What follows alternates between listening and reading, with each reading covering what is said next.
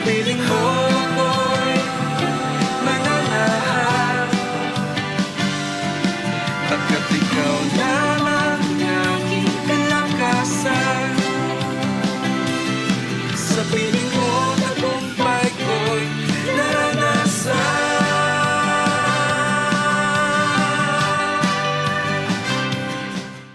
Magandang araw muli sa atin. Welcome po sa ating araw-araw pagpapala. Tunay nga po na ang mga tao, lalo na yung mga suki, ay lagi pong nakaabang sa pagpapala na ibinibigay sa atin ng Panginoon. So tayo po ay manalangin. Aming Ama, sa pangalan ni Jesus, salamat o Diyos na kayo po ang lagi naming nakakatuwang sa lahat po ng aming mga sitwasyon sa aming buhay, masaya man o malungkot kami. Salamat, Panginoon, sa iyong patuloy na kalakasang ipinagkakaloob sa amin. Pagpalain niyo po inyong salita sa araw na ito sa pangalan ni Jesus. Amen. Amen. So, ang ating pong topic ngayon na pag-aaralan po natin ay tungkol sa dry bones. Pero bago po yan, December na po. Kamusta na po tayo? Alam ko po yung iba sa atin dito ay natataranta na para po sa mga paglilista ng mga regalo, mga kakainin.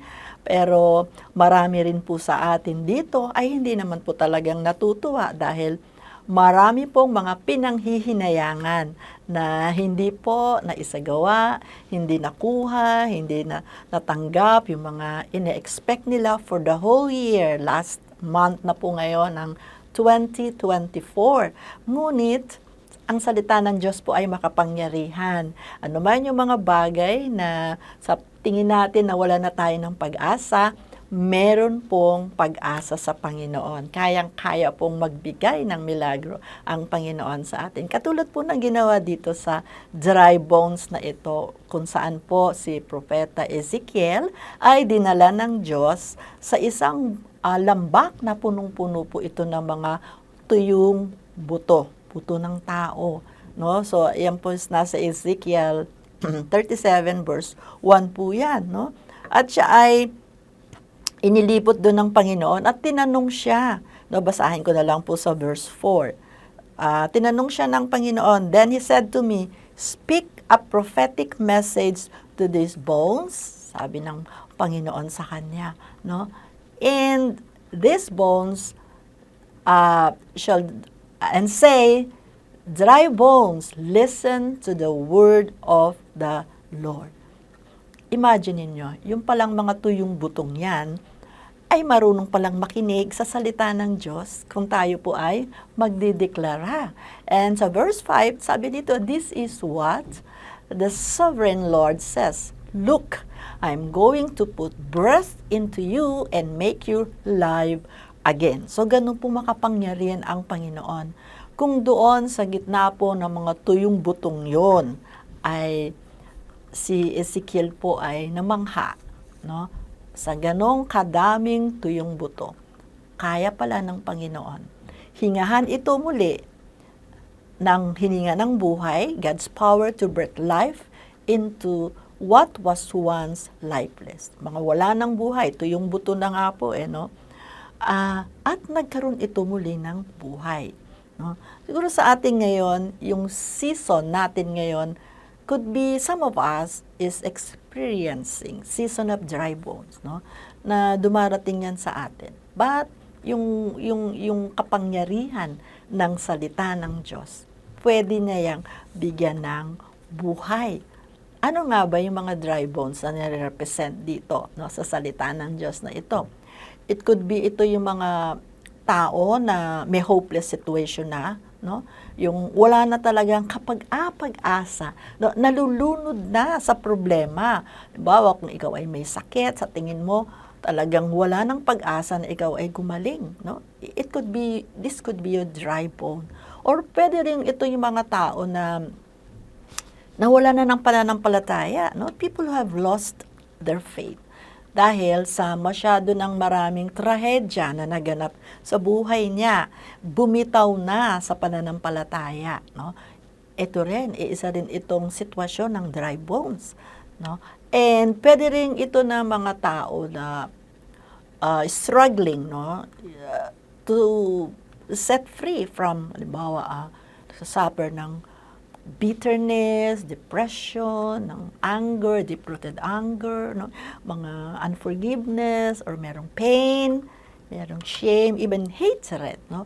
It could also be yung mga tao na people who lack compassion for others.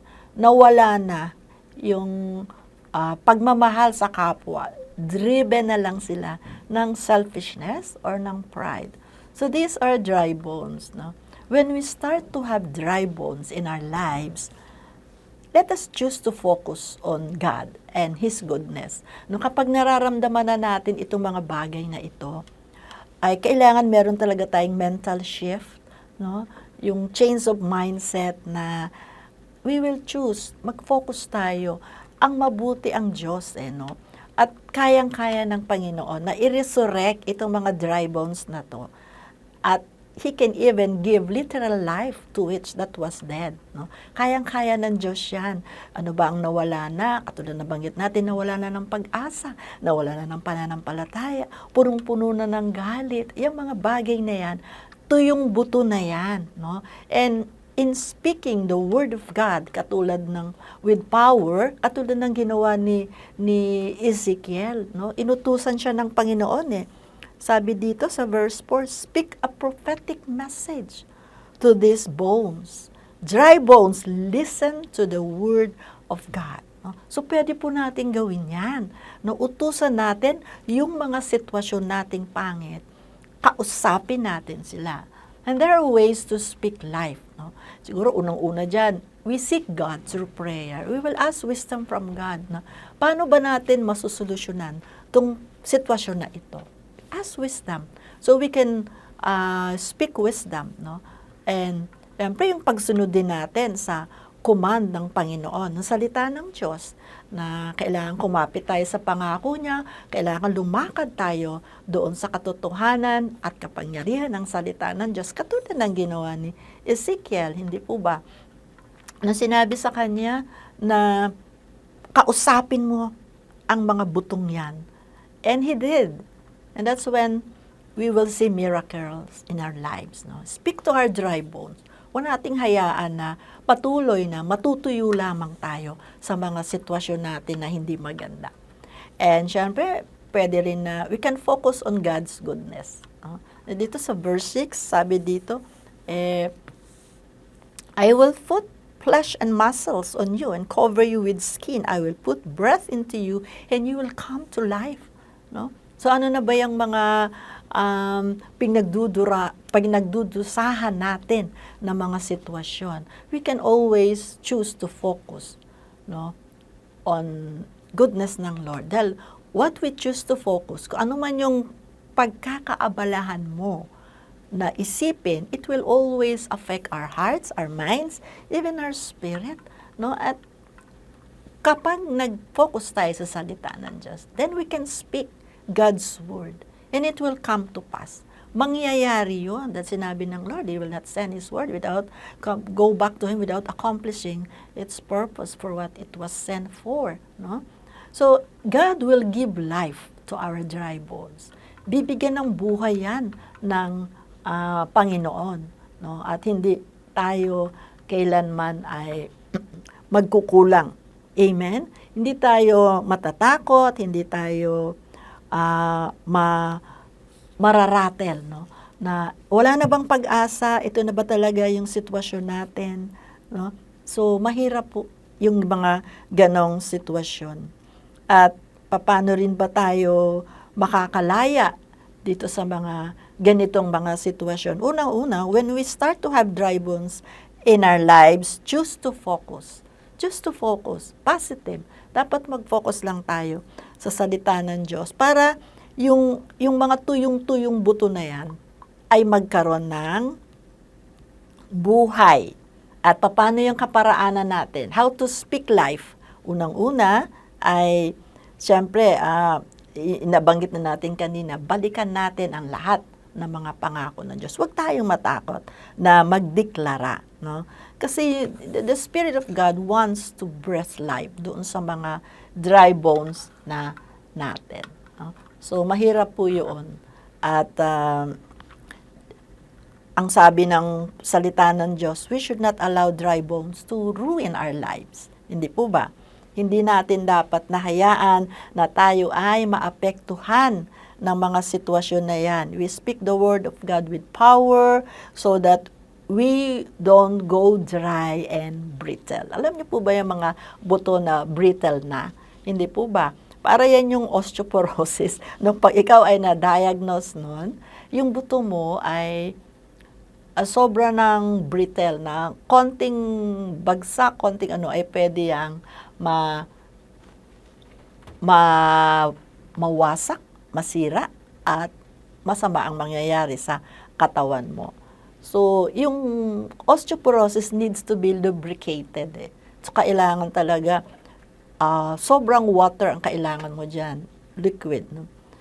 At ganun din yung mga sitwasyon natin. Kung tayo may dry bones, all we need is the living word of God. No? Yung life-giving word ng Lord. Yun ang kailangan para itong mga dry bones na to ay magkaroon ng buhay. Hindi po ba ganun ang ginawa ni Propeta Ezekiel? Ganun po yung ginawa niya. At hindi siya namangha ng ganun-ganun lang kadali. Pero alam niya, yung kapangyarihan ng Panginoon ay yun ang nakamangha sa kanya. Hindi lamang yung pagsasalita niya, kundi yung kapangyarihan na inayunan ng Diyos, yung pagsasalita niya, inutusan siya. No? Then life will come. If you want miracles in your life, sabi nga, speak to your situation, speak to your dry bones, then miracle will happen. Hindi po mahirap gawin yon. Ang mahalaga lang, as we seek God's word, as we seek His presence, obey His command, at tayo po ay sumunod sa pagdideklara. Ano ba ang sitwasyon mo ngayon, mga kapatid? Ano ba ang sitwasyon mo? Baka ikaw ngayon, ang dry bones mo ay yung pamilya mo, no? Yung bisyo sa inyong pamilya, yung kahirapan, kasalatan, kakulangan. Ano ba yung mga dry bones na yan na nagpapahirap sa iyo? You can always speak life. Speak life to it. Kayang-kaya pong ayunan ng Panginoon ang dinideklara mong salita niya para po dyan sa dry bones na yan. Kayang-kaya niyang baligtarin anumang mga situation mo. Ang mahalaga, susunod tayo. Katulad na ginawa ni Propetang Ezekiel. No? Kahit imposible, nung sinabi ng Lord, speak a message, prophetic message, at nakita niya, kinausap niya, dry bones, listen to the word of God. Ganon din ang sitwasyon mo. Sakit, makinig ka sa salita ng Diyos. Kahirapan, makinig ka sa salita ng Diyos. At ano pang mga sitwasyon na yan? No? Galit, inuutusan kita sa pangalan ng kapangyarihan ng salita ng Diyos. Mawala ka sa akin, matunaw ka. No? Maraming bagay na pwede nating pagdusahan. No? Ito yung mga dry bones ng buhay natin. But God is always willing to breathe life into those dry bones and make it living again. No? Makuha natin muli. Maibalik sa atin yung mga namatay na yan, yung mga nawala na yan. Amen? So I hope na tayo po ay hindi mawawala ng pag-asa sa patuloy na pagdideklara natin ng salita ng Diyos. Tayo po ay manalangin, aming Ama, sa pangalan ni Jesus. Salamat, O Diyos, na kayo po ay mabuti at kayang-kaya niyo, Panginoon Lord God, na alisin ang anumang mga bagay na maaring nagpapahirap sa amin at nagbibigay ng kabigatan, bibigyan mo kami ng kalayaan. Salamat, Panginoon, for this freedom. Naniniwala po kami, Lord, na ang mga dry bones na yan ay pwedeng magkaroon ng buhay sa pamamagitan ng kapangyarihan ng inyong salita. Salamat, Panginoon, samahan niyo po kami, magkaroon kami, Lord, ng confidence to do it, O God. Salamat, Lord, sa pangalan ni Jesus. Amen. Amen. So magandang araw po muli at I'm sure na tayo po ay napalakas ng salita ng Diyos. Magkita-kita po tayo ulit sa mga susunod na araw. God bless you.